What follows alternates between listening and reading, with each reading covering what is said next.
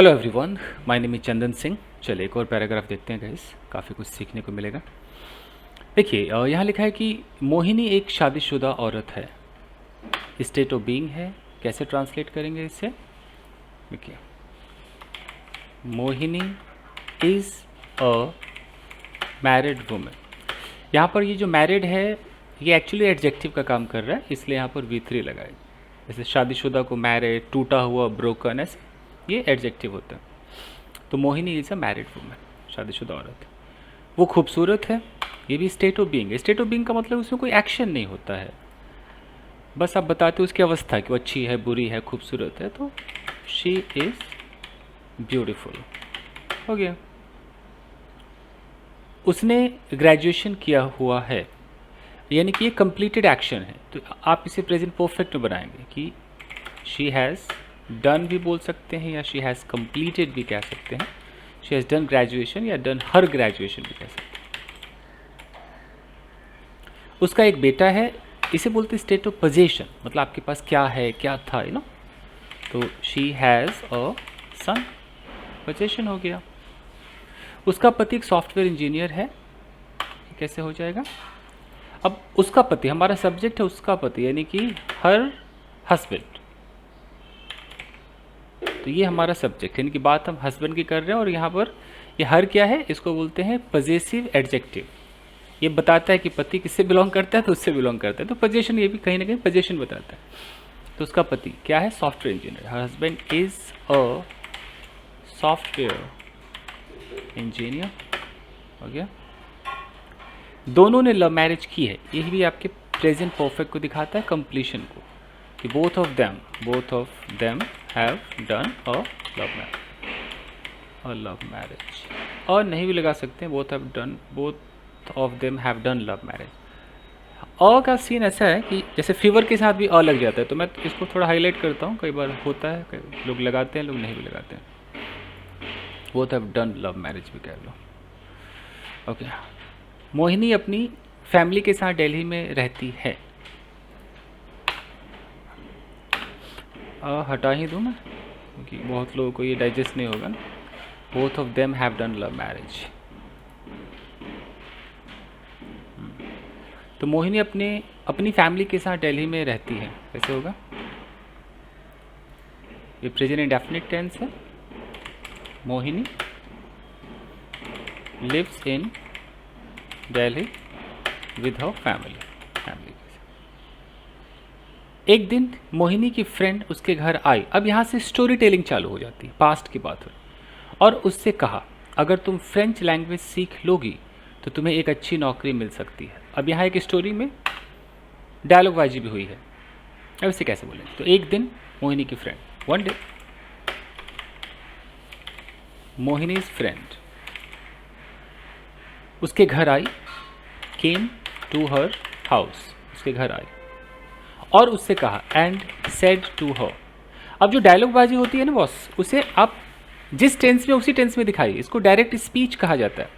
कि अगर तुम फ्रेंच लैंग्वेज सीख लोगी तो तुम्हें एक अच्छी नौकरी मिल सकती है। ये है हमारा कंडीशनल फर्स्ट वाला सेंटेंस है। तो सीख लोगी में हम इसको दिखाएंगे प्रेजेंट इंडेफिनिट के अंदर। कैसे दिखाएंगे? कि इफ़ यू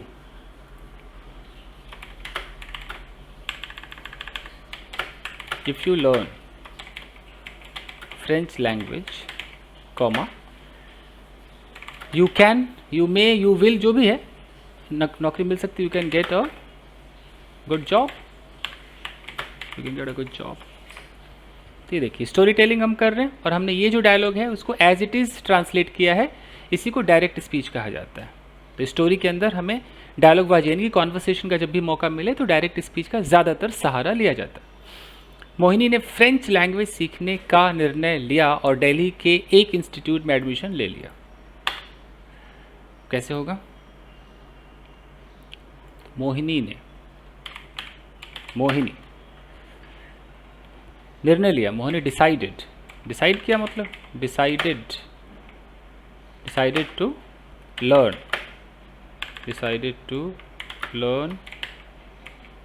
फ्रेंच लैंग्वेज हो गया।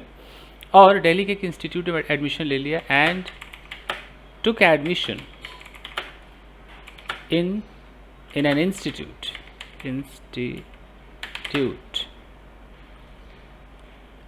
अब यहाँ है कि दिल्ली के, अब ऑफ लगाए कि इन लगाए, तो मैं इन लगा रहा हूँ, इन दिल्ली। मैंने इन इसलिए लगाया कि वो इंस्टीट्यूट कहाँ पर है, दिल्ली में, मुझे लोकेशन दिखाना था तो इसलिए मैंने इन लगा दिया कि Mohini decided to learn French language and took admission in an institute in Delhi. कई लोग हिंदी में सोचते हैं दिल्ली के तो ऑफ लगाते हैं, मुझे वो दिल्ली का पोजीशन नहीं दिखाना, ऑफ पोजीशन के लिए होता है, मुझे एक्चुअली वो लोकेशन दिखाना था, इंस्टीट्यूट लोकेटेड कहाँ पर है। तो मैं हिंदी पे नहीं जा करके फीलिंग पर जा रहा हूँ, सिचुएशन पर जा रहा हूँ। वो फ्रेंच सीखने लगी, वो फ्रेंच सीखने लगी। कैसे होगा? She started learning French. उसका टीचर बहुत ही हैंडसम था और बहुत अच्छी फ्रेंच बोलता था। उसका teacher, her teacher was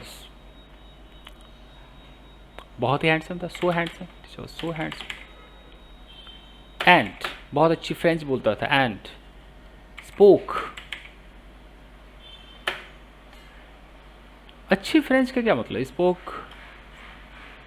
French language very well, बहुत अच्छे तरीके से बोलता था। He had a good command, अच्छी कमांड थे, ऐसे बोल सकते। मोहिनी का क्रश अपने ही टीचर पर आ गया। मोहिनी, देखो आ गया मतलब हैड अ क्रश भी हो सकता है, या एक और हो सकता है डेवलप, एक अच्छा वर्ड है develop. Mohini developed crush, develop और लगता है इसके अंदर, developed a crush on her own teacher, अपने ही टीचर पर आ गया।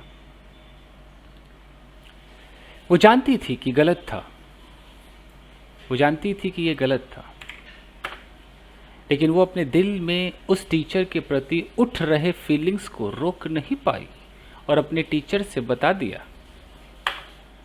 कैसे होगा? वो जानती थी, she knew कि ये गलत था। she knew, आप चाहो तो दैट लगा सकते हैं, she knew that it was wrong। आपको पता ये जो that it was wrong है, कई लोग सोचेंगे कि that भी लगा है, it भी लगा है, ये that एक्चुअली कंजंक्शन है और it यहाँ पर सब्जेक्ट है। ये जो that से लेके it was wrong तक जो आप देख रहे हो ना, इसको बोलते हैं नाउन क्लॉज, तो दिमाग में रखिएगा। she knew what का जो जवाब दे, हाँ ऑब्जेक्ट है। she knew that it was wrong, जानती थी ये गलत था, लेकिन बट वो अपने दिल में, बट कलर चेंज करते हैं, बट वो अपने दिल में उस टीचर के प्रति उठ रहे फीलिंग्स को रोक नहीं पाई, बट शी कुडंट, रोक नहीं पाई तो but she couldn't stop the feelings. उठ रहा था, इवॉल्व हो रहा होगा, राइज हो रहा होगा, इवॉल्विंग लिख सकते हो, इवॉल्विंग, इवॉल्व होता है ना, इमर्ज क्या है, इमर्ज भी लगा सकते हैं, इमर्जिंग, इवॉल्विंग, या और क्या हो सकता है, उठ रहा था, ग्रोइंग, राइजिंग, ये सब चीज़ें हम लगा सकते हैं। डेवलप हो रहा था, डेवलपिंग, कहाँ? अपने दिल में, इन हर हार्ट, या यहाँ पर लगाया था अपने टीचर के प्रति है ना, डेवलपिंग फॉर हर टीचर,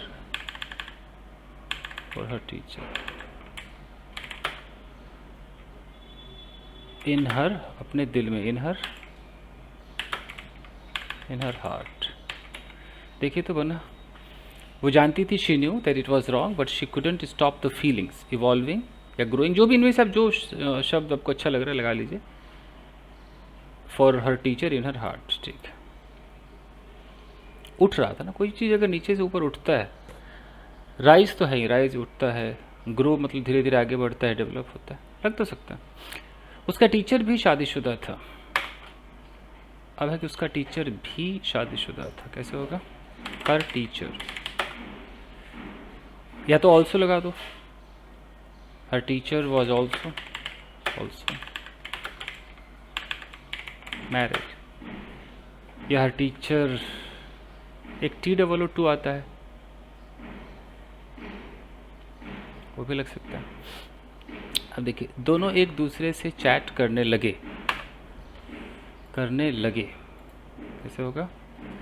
या तो बोलो दे बोथ या बोथ ऑफ देम तो both of them started chatting भी कह सकते हैं, या हैविंग ए चैट भी कह सकते हैं। Started having a chat with each other.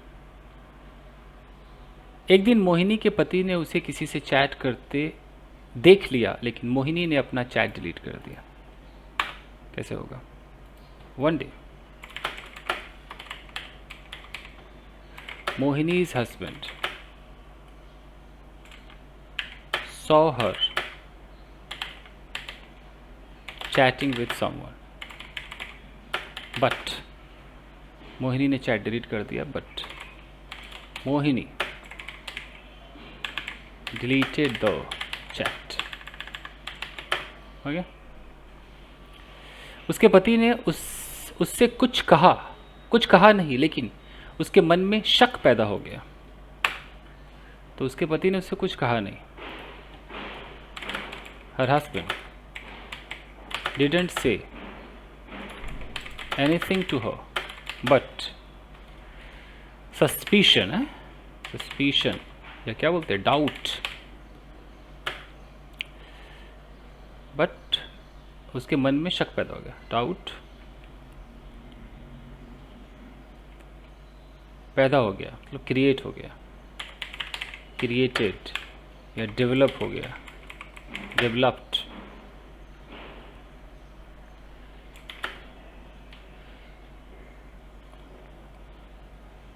In his heart, in his head कह सकते, उसके मन में शक पैदा हो गया, but doubt developed in his. मन का क्या बोलो? मन का या तो माइंड कह लो, हेड कह लो, हार्ट कह लो, इन हिज, अब जो भी यहाँ कह लो। कई लोग हेड कहते हैं, कई माइंड कह देते हैं, कई हार्ट बोलते हैं कि दिल में शक पैदा हो गया, वट एवर। कई लोग सीधा बोलते हैं उसी में शक, इन हिम, उसी में शक पैदा हो गया। मोहिनी अपने पति को अच्छी तरह जानती थी, इसलिए उसने अपने फ्रेंच टीचर से दूरियां बनाना शुरू कर दिया।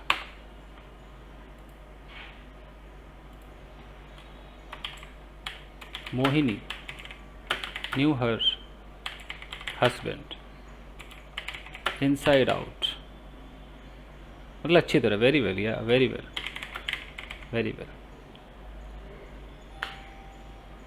thoroughly, बहुत सारे वर्ड जानती थी, इसलिए दैट्स वाई, इसलिए उसने अपने फ्रेंच टीचर से दूरियां बनाना शुरू कर, दैट्स वाई शी स्टार्टेड। बनाया है दूरियां, मतलब दूरियां पहले से तो थी नहीं, क्रिएट किया है, started creating a gap, creating a distance, बहुत सारे वर्ड्स थे, creating a gap between। ये अपने फ्रेंच टीचर से फ्रॉम लगा हुआ, creating a gap, ये ऐसे करते हैं between her teacher एंड हर, अपने और अपने टीचर के बीच उसने गैप क्रिएट करना शुरू कर दिया, ना, एक डिस्टेंस क्रिएट करना शुरू कर दिया। मेंटेन इसलिए नहीं कह सकते कि अभी मेंटेन का मतलब था कि पहले से गैप क्रिएटेड हो तो मेंटेन लगा रहे हैं, यहाँ क्रिएटिंग से। उसके टीचर ने ये भांप लिया कि मोहिनी उसे दूरियां बना रही थी, तो वो भी मोहिनी से प्रोफेशनली बात करने लगा। कैसे होगा? उसके टीचर ने भांप लिया अ टीचर, भापना मतलब सरमाइज कर लिया, सरमाइज दैट, कि मोहिनी उससे दूरियां बना रही थी, दैट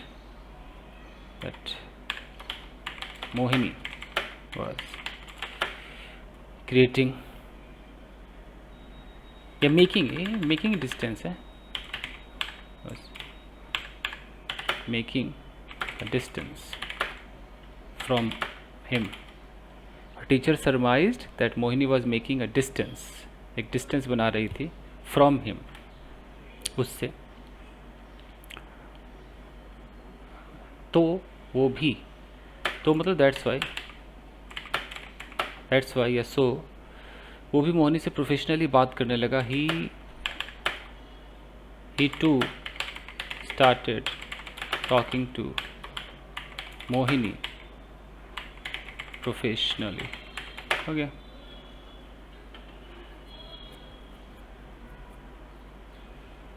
चलिए, और इस तरह दोनों ने अपनी फीलिंग्स को मार दिया।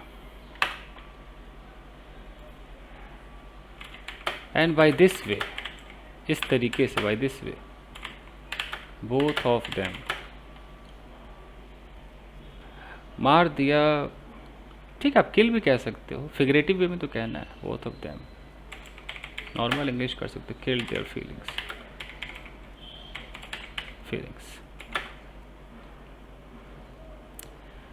क्रश कब किस पर आ जाए ये कोई नहीं जानता।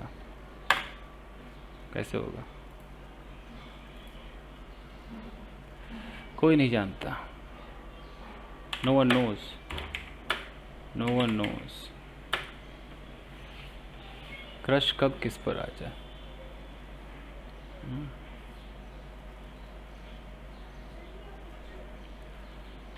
No one knows when and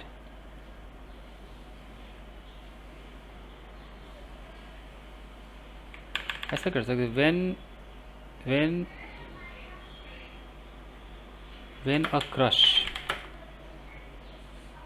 when a crush can develop and on whom। ये देखिए, तो no one knows करना है ना, knows यस लगा दो। no one knows when a crush can develop and on whom, कब डेवलप हो जाए, किस पर हो जाए। सही, चलिए।